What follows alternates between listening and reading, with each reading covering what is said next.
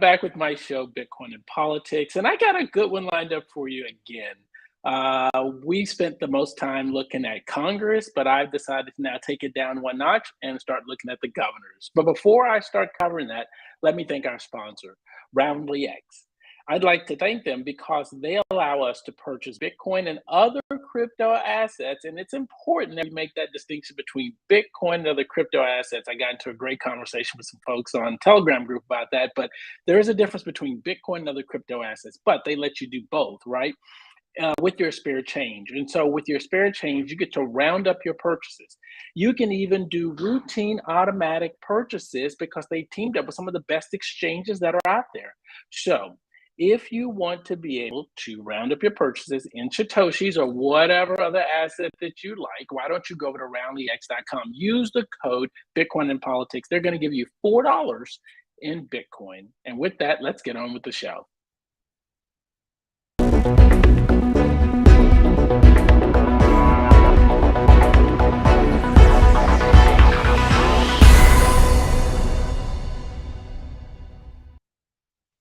All right, thank Nix for that wonderful intro video. Hey, there's a few other sponsors I'd like to thank as well.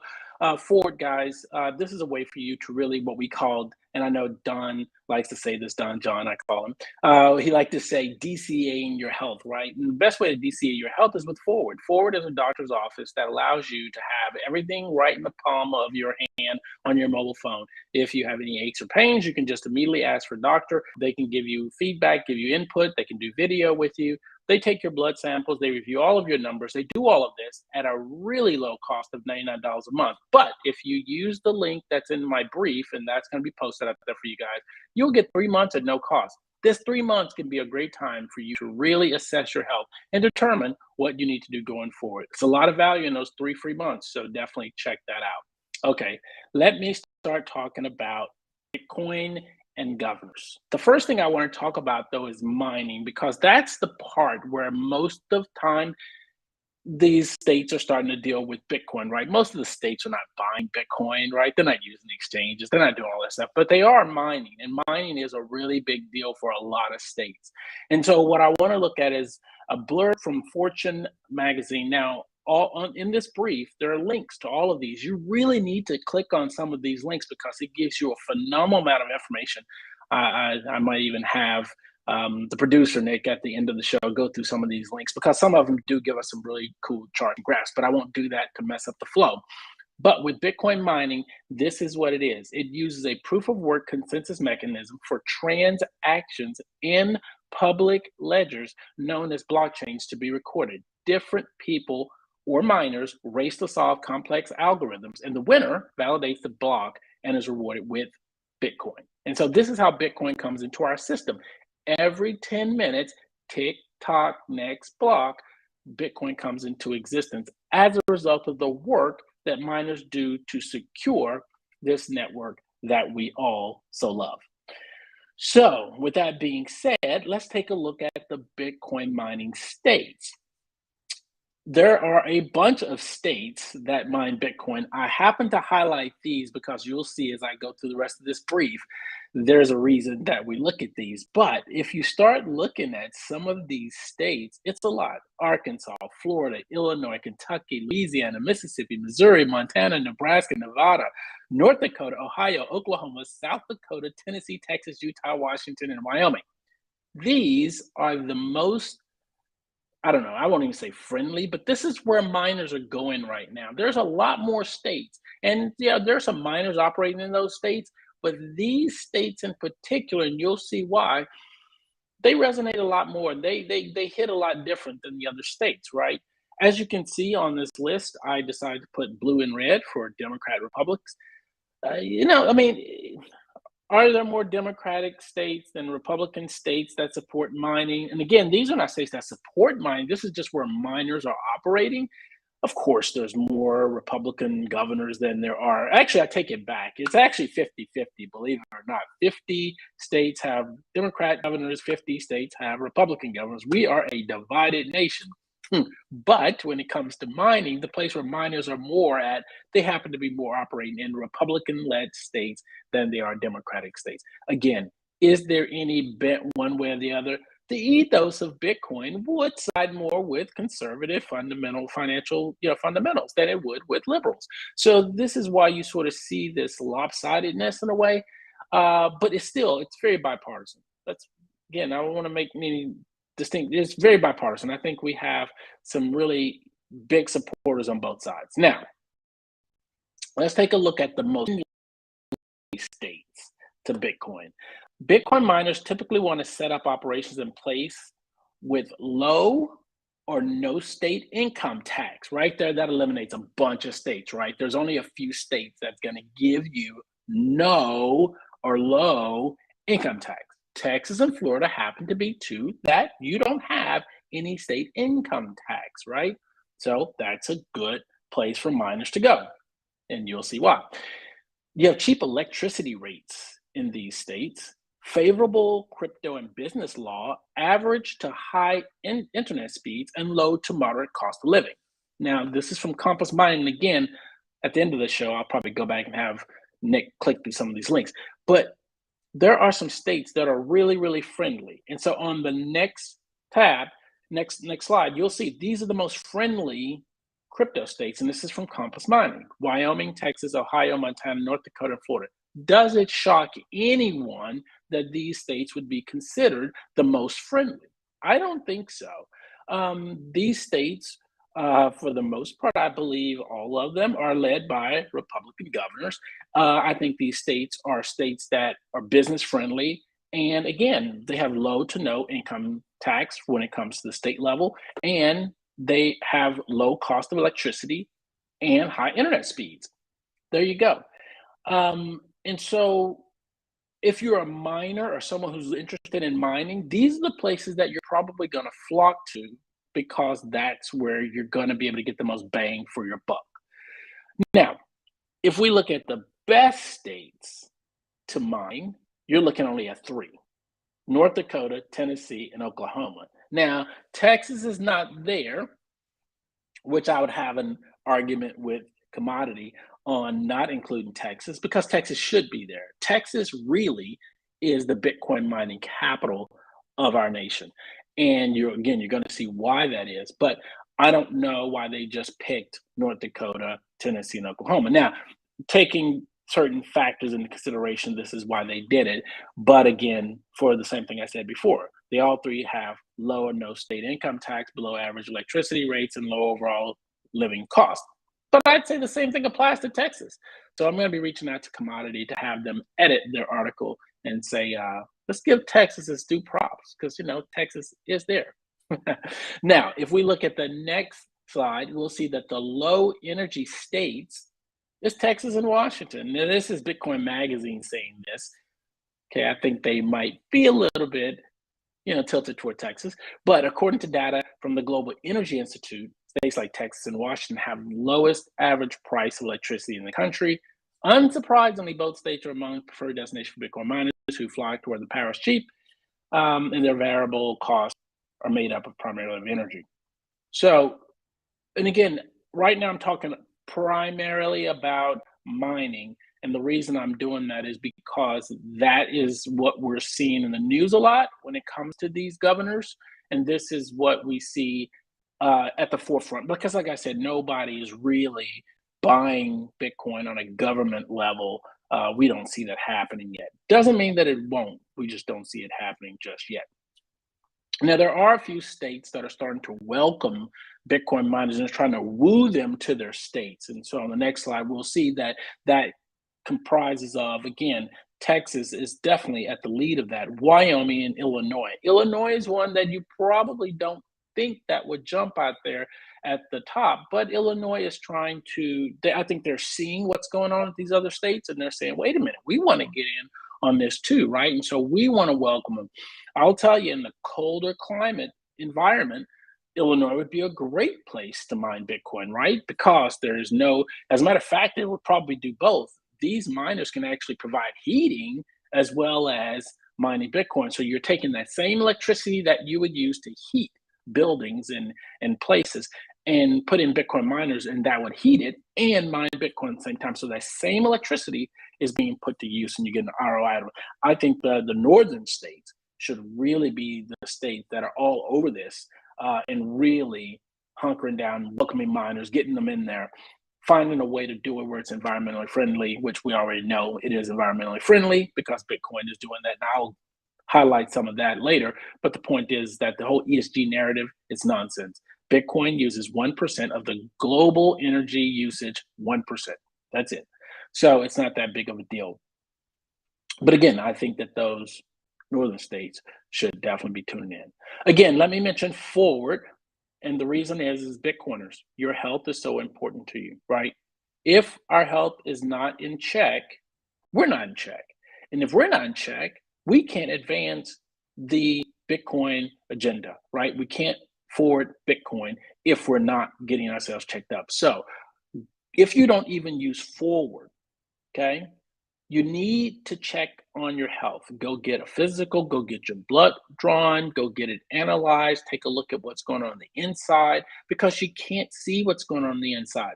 There's only two ways for you to tell what's going on the inside, and both of them is doing number one and number two. Okay, don't want to get too personal, but the reality is it's just hard to tell what's going on inside of your body. Look at your skin, look at your eyes, look at your tongue.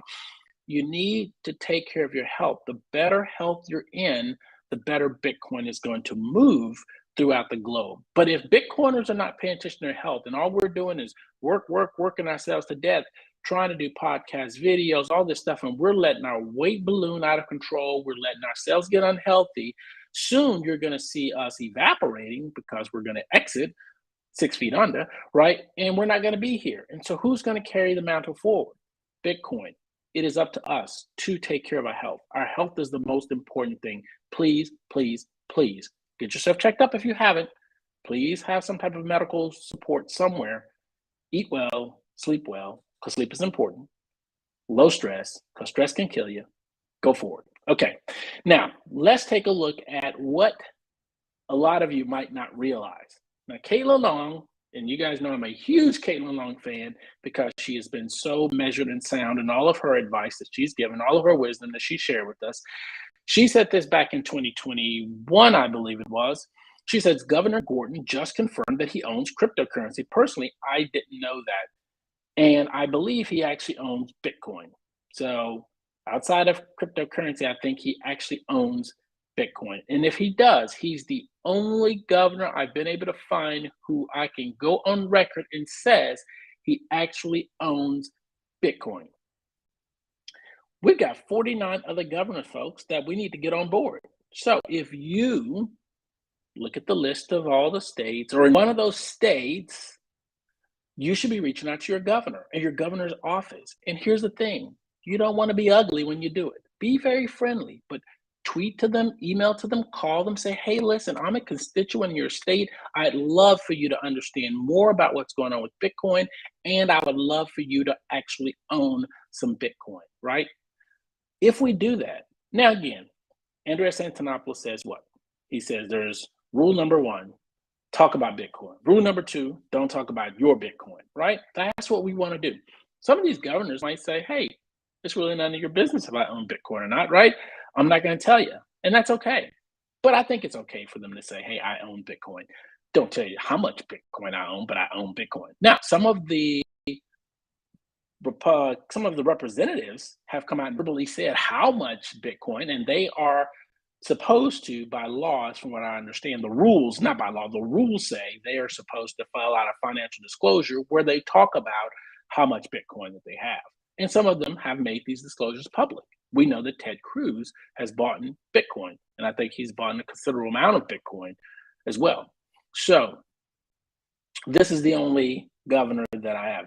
When you look at Texas, Governor Greg Abbott is on fire. You hear me? He's on fire. He is going to make Texas the Bitcoin capital of the world, of the country, of the world, in my opinion, because of what he said. Now, Governor of Texas, Greg Abbott said this: Bitcoin is good for the power grid. Here's what a lot of people don't understand. When you run a power grid, and in Texas, we have our own power grid, believe it or not. We literally told the rest of the country, fly off. We're going to have our own power grid. Bit us a couple years ago when we had that huge cold snap and the whole grid shut down, ERCOT. but we have our own grid. And so what the governor is saying is that Bitcoin is good for the grid because of this reason. What most people are not realizing is that when you have a power grid, you have to create a certain amount of power. And you can't create large sums amount of power because you have nowhere to store that power. So what happens is that you're running your grid at a certain level. Guess what happens when demand spikes on you? Either you got to shut something off or you're going to have outages. And that's what happened to ERCOT. The network, the power grid was creating so much power at their maximum capacity all of a sudden. In maximum, I mean that because that's what was being pulled. And then a big surge hit, and guess what? Boom, goes the power. Now what they can do is that they can run the grid really large. Let's say they can go 200% creating power, and the other 100% is being run by miners. And when you get a huge spike, if that spike continues to go, the miners can shut off in a second, and you have all that power for the grid. This is where Bitcoin mining is great for the power grid, and hopefully more states will recognize this. Well, that's what Greg Abbott recognizes, and he says we are promoting Bitcoin. No, he said Bitcoin, and we're advancing it, and we are providing a platform for it. Bitcoin is the cutting edge of innovation in the world. Bitcoin, Bitcoin, Bitcoin. Not a Bitcoin Maxi, Bitcoin Maxi Lite. The point is this: all these other cryptocurrencies have taken a huge hit with this whole FTX crap. Bitcoin is getting a little bit of that because people don't understand the difference. Rocky from Unchained Capital, we were in a Telegram group talking about this, and he was saying that there is a difference. And he says when he mentions Bitcoin, he mentions Bitcoin. He doesn't mention it as a cryptocurrency, right? He mentions it as money, and that's key. Bitcoin is true money. It's the hardest money we've ever seen. All the other stuff is all the other stuff, and that shouldn't be associated with Bitcoin. All right, let's take a look at our next state, which is Florida. In Florida, we have Ron DeSantis, who a lot of people believe is going to become the next 2024 presidential candidate. Could you imagine if that happens? What he says is actually really powerful. He says there is a difference between a decentralized digital cryptocurrency like Bitcoin and what some are talking about doing at the federal level to convert the US dollar into basically a digital currency. I think there is a lot of hazard with that. When that's centrally controlled, I worry about the amount of power that it would give someone in a central authority to basically be able to shut off access to purchasing certain goods. We'd be in uncharted territory. That's Governor Ron DeSantis, and that's from Bitcoin News. Can you imagine what will happen if he becomes president? Now, another thing that he also said, and I didn't actually put it in this particular slide, was that he has made it possible in the state of Florida for students that are in high school to learn about Bitcoin before they graduate. This is huge. Putting it in the educational system to make sure the kids are getting educated at the high school level about what financial responsibility is and what Bitcoin is just massive. So while he's not touting the mining as much as Greg Abbott is, he is touting Bitcoin and making sure that his citizens understand what it is. And I think that that's absolutely amazing. Now, again, these two gentlemen happen to be Republican. That's just the way that it is. Don't know. Will we have a Democratic governor that pops up somewhere and begins to support Bitcoin just as much as the Republicans? We can only hope. That way we understand it's a bipartisan issue and it's not partisan. And let's take a look at our next one, North Dakota. Now, this is another one. Name doesn't pop up all that often, but North Dakota Governor Doug Burgum said that the move will help solidify the state's growing reputation as a global hub for data centers. Now, what is he talking about? Well, what he's talking about is that up there in North Dakota, they've had a huge data center. I think it's a $1.9 million data center come in, build it out so they can do Bitcoin mining in the state. They're using, I believe, flared gas and things like that to be able to mine Bitcoin. He's saying that this is going to take and help our economy by mining Bitcoin here in North Dakota.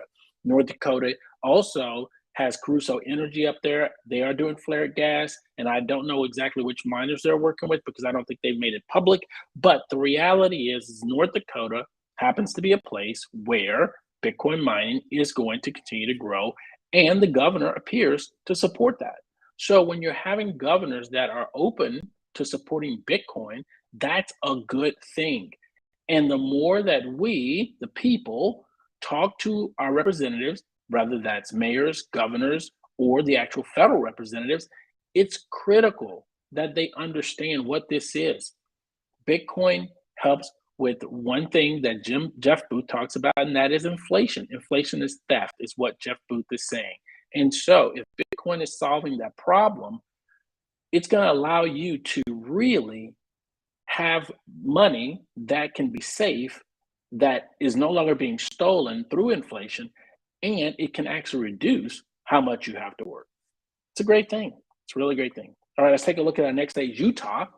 The Utah state legislature first saw the House bill HB 335 go into effect in February of 2022. This year, it took 2 months to go through several Senate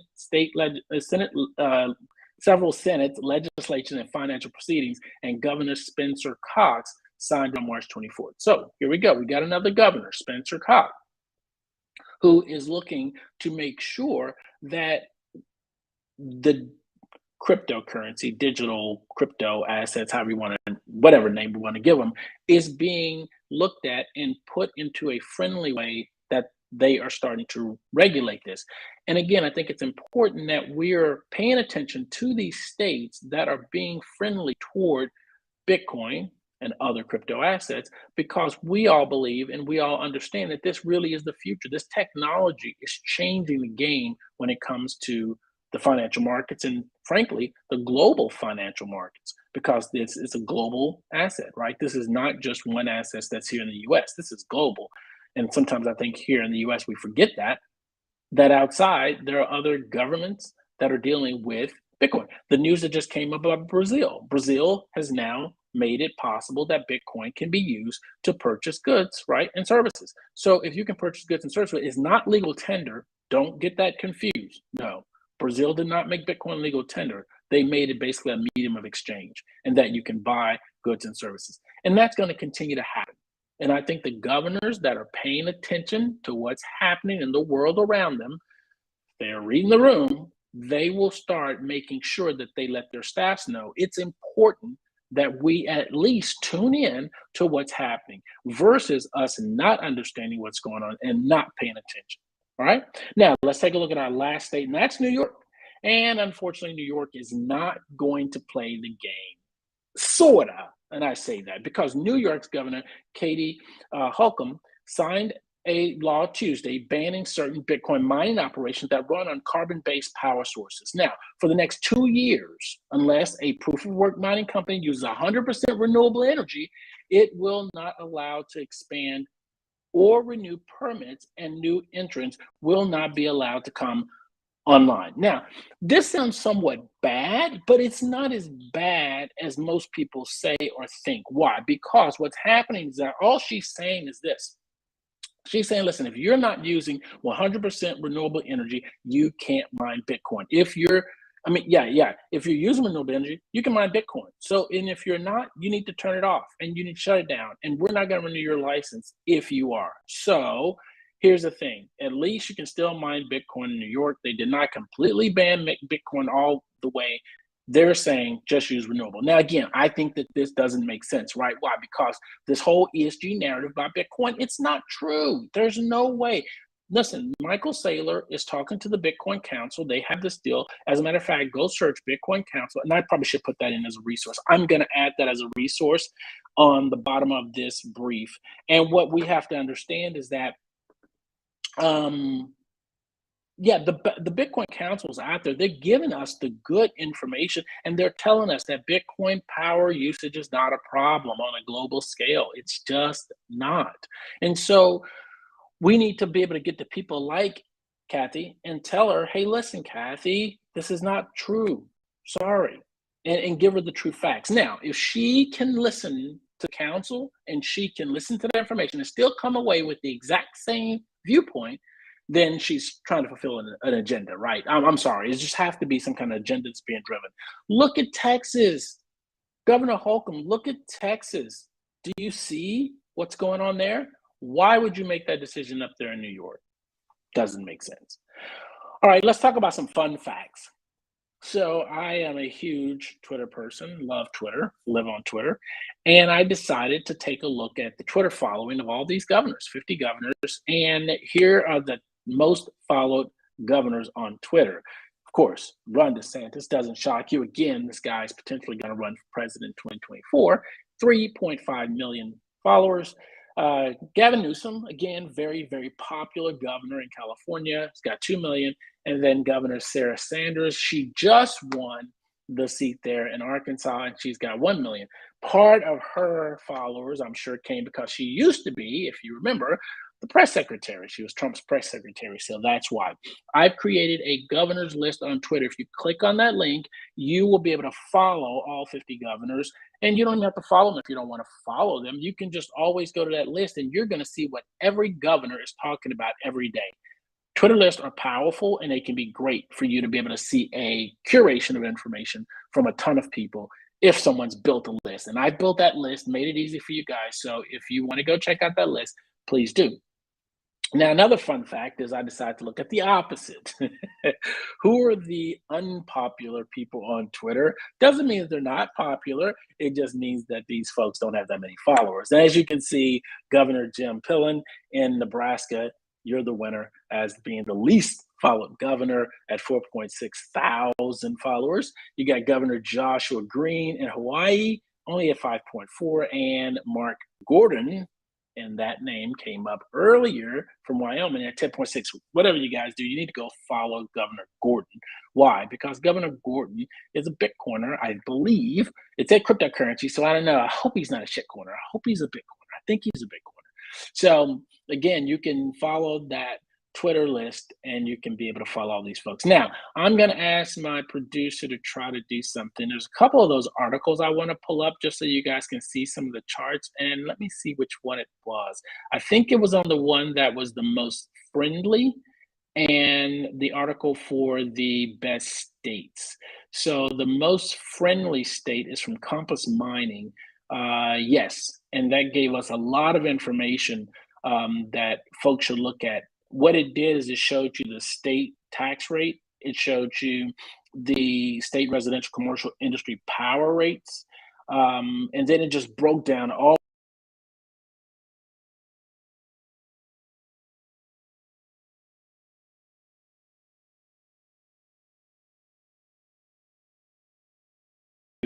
is take a look at that because it's a really, really good article written by Compass Mining. Now, if you guys know, Compass Mining is one of the cloud miners that are out there. I think they're considered cloud miners. Maybe they're not. Maybe they're just a place for you to host your miners. They host miners for you. I think.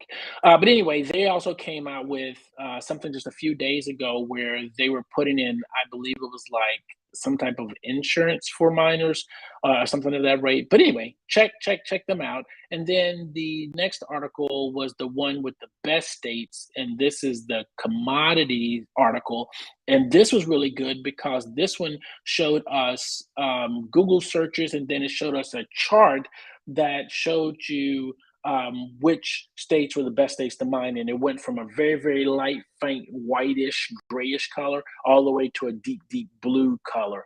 And so the states that got the darker blue were the better states to mine in. And of course, they highlighted North Dakota, Tennessee, and Oklahoma. It's probably down toward the middle of that article, Nick, that you'll be able to find it. It's a blue chart of the United States. And then what happens, this article then goes down and it shows you state by state which ones are the best to mine. It shows you all of the different breakdowns. And again, if you're into mining and you want to go really dig into this stuff, you can really look at it from that perspective. And then I don't know if the Bitcoin, the low energy states had a map on it. I don't think it did actually. And so the next one was the energy states. On that one, which was the next slide, they had another map of the United States, but this time it showed you the energy cost breakdown from a gray to a like red, and the red states, of course, is like, please stay away from those states because the energy cost is way high. We're talking 15 cents or higher. You're not going to make any money in those states. But if it's 7 cents or lower, you probably have a good chance of being able to mine and make some money. And so these charts are really good for you to identify probably which states are going to be good states to mine in. And in addition to this, this is going to tell you if your governor is probably doing anything with mining, because if not, if you see your state is in gray, you're pretty good, right? You see your state's in red, you might want to start reaching out to your governor, like Governor Newsom, up in Massachusetts and Rhode Island, some of those places. You need to talk to them, say, hey, let's get those power costs down so we can get some Bitcoin miners in here. We need to make some Bitcoin. And I think that'll be good. All right, folks, listen, this was a short one, and the reason is because the governor's is not as vast as looking at all of the 535 members of Congress, but don't worry, because hopefully if it's not next week, maybe the week after, I'm going to take it down one more notch and look at the mayors, because as you know, we have some really bullish mayors. The number one mayor of all of the country, I don't probably even say his name, but it's Mayor Francis Suarez, right? And Mayor Suarez is all over this Bitcoin stuff, right? He's made Miami the big place. So I'll start probably digging into the mayors, which are a lot. So it might take me a while. I might not get to that until maybe next year. Okay, as you guys know, thank you, Nick, for putting that up there. I'm the crypto curator, Paul McNeal. I do it every day, except for Sundays, guys. I got to take a day off, right? This stuff would kill you. I used to do it 7 days a week. I had to stop that. That's nonsense. I had to take a day off. But I try to cover the top news that's being covered. And by top, I mean, it's been mentioned in multiple publications throughout the day. And so these are our big stories that we're looking at right now. BlackRock, of course, being big. You know what BlackRock's doing by tokenization. And it only makes sense for these guys to start that direction. Get a lot of money. Then we're looking at, Bitcoin only. CFTC chair has come out now and said, that's it. It's only Bitcoin. That's the only commodity. Ethereum, no. Right? So now he's siding with Gary Gensler and saying, don't know about Ethereum, but we know that Bitcoin is a commodity. And then, of course, we've got our SB fraud. Just absolutely, I will not go on a rant, I promise, but I think it's absolutely insane that people in crypto are falling over themselves to do an interview with this guy. Why are we even talking with this guy? There's nothing to talk about. Now, I don't know all the ins and outs and all the stuff, and hey, going by media and what they said, but it's obvious that, and he's coming out saying all stuff. Now, I don't believe a word out of his mouth. Listen, this to me was not an accident. The whole FTX deal is just a shambles. So, yeah, let's not even. But I will say on my website, there are 2 videos that I have there. I definitely want you guys to watch both of them, as well as the podcast of the day. Both are really good, and I think Bankless talks about this whole ordeal, right? But I mean, actually, Bankless is talking. Sorry, they're not talking. I didn't do it. Bankless is talking with, and I'm gonna forget his name right now. But I wasn't saying Tom Cotton. It's which one of those? Yeah, Pat Toomey. Sorry, Pat Toomey. I'm having a brain fart here. But he talked to Pat Toomey, and that was a really good conversation. As a matter of fact, in that conversation, what did Pat Toomey say?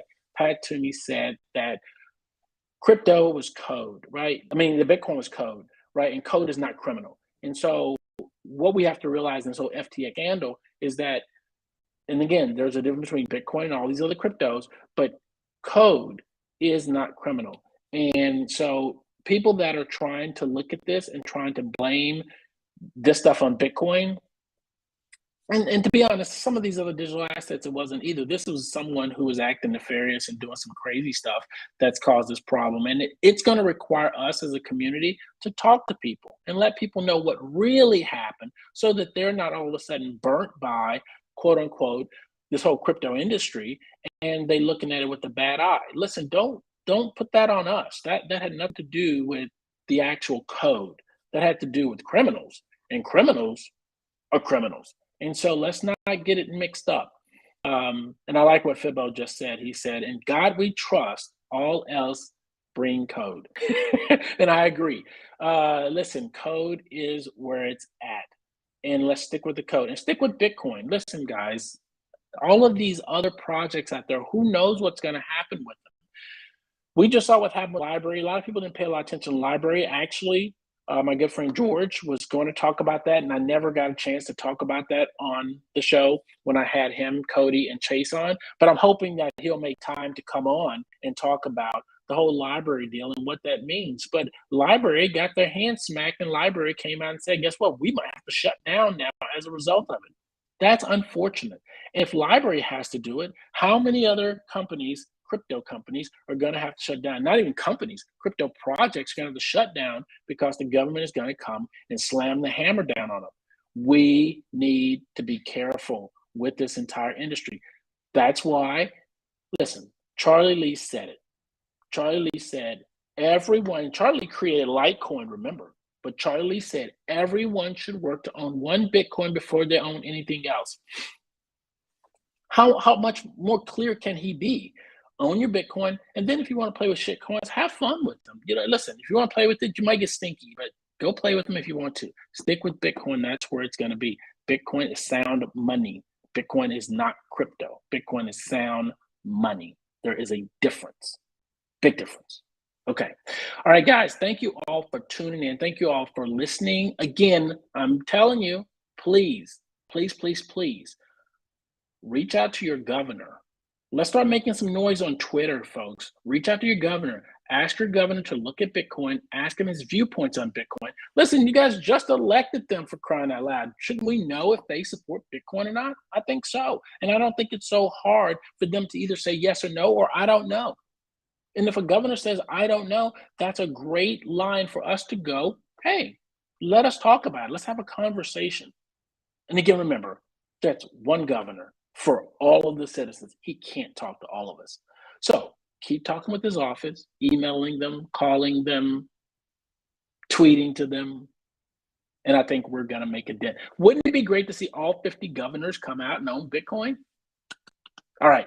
Thank you all for listening. Have a good day. Thanks.